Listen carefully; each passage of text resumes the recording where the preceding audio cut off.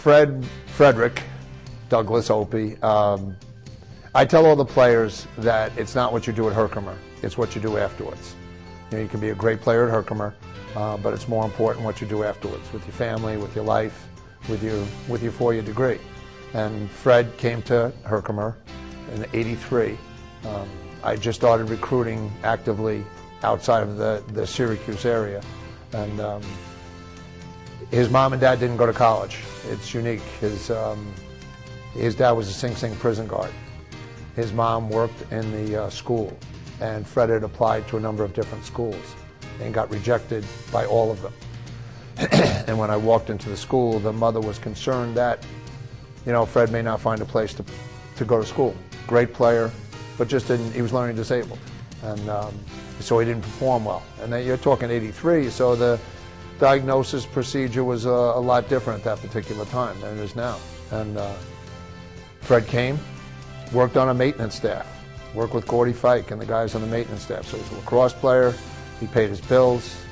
Like, he'd get a phone call in the middle of the night in a snowstorm, and he'd show up and shovel snow and, you know, and help clean the gym. And he was just a unique kid. And being an African American set him aside in the sport of lacrosse. That was a little bit unusual at that particular time. He wound up being one of the forerunners of the African American movement in the sport of lacrosse. So Fred comes to Herkimer, makes All-American the first time. I'll never forget this. The All-American certificate said Fred Opie, which is a different last name.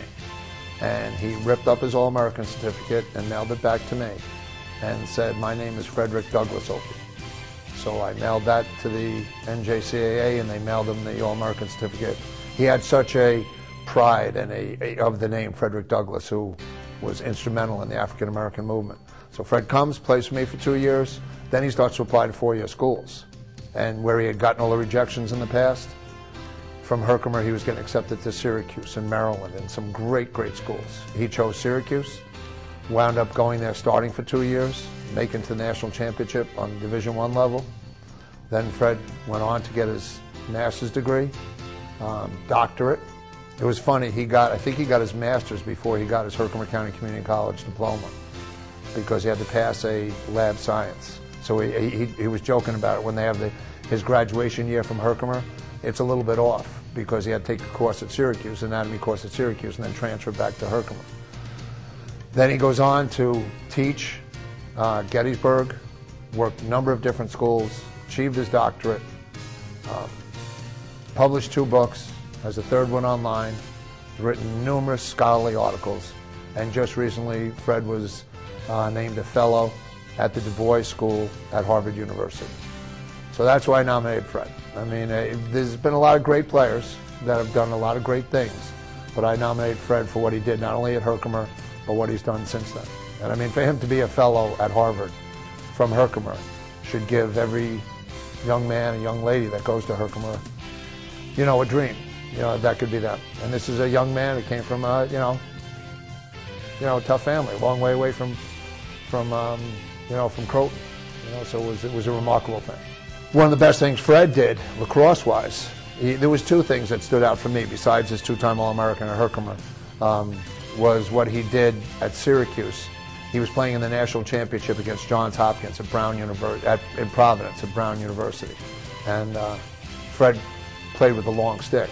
And for anybody who knows lacrosse, it's highly unusual for a person with a long stick to shoot.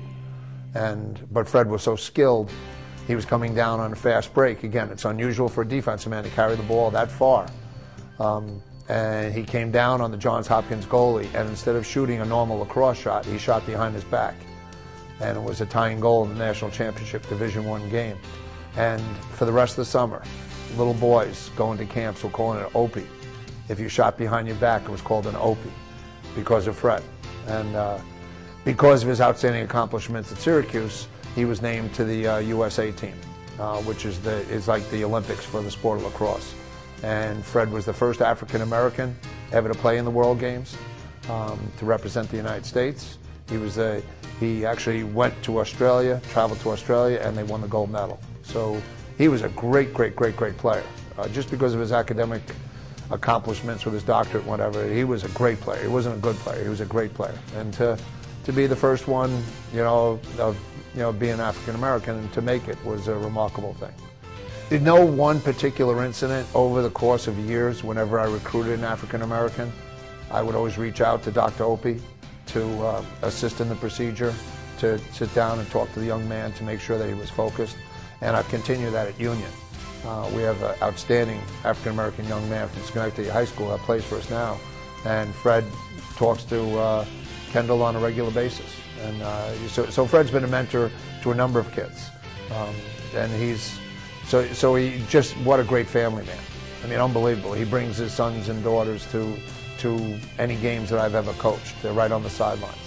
And he's a wonderful, wonderful father. I think Fred is more proud of what he's done as a family man, as a dad with his children, than any other accomplishment he's had.